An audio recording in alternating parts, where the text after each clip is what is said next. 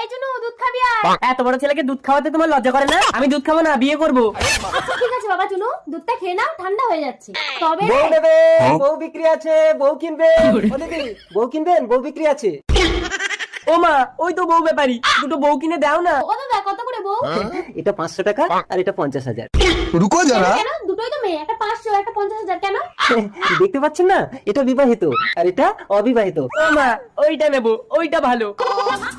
না রে চুনু, ওই বিবাহিত মেয়েটা ভালো, ও সবকিছু জানে, রান্না বান্না। হ্যাঁ গো। দূর হলো কি ছাড়ি। ও মা, আমি ওইটা নেবো। এই তোমাকে কেউ নিচ্ছে না, তুমি যাও। এর দাম 50,000 টাকা। অবশ্য একটা ফেসিলিটি আছে, কোনো জিনিসের বদলে আপনি এটা পেয়ে যাবেন। কেমন জিনিসের বদলে অদল বদল করেন দাদা? কুচি কুচি। মানে এই ব্যবসা করতে করতে আমার নিজেরই বউটা বিক্রি হয়ে গেছে। আপনি যদি আমার সংসারটা করতেন, আমি ওটা ফ্রিতে দিয়ে দিতাম। ও মা, ঠিকই তো আছে, বাবা যদি অন্য বিয়ে করে সংসার করতে পারে, তুমি কেন পারবে না?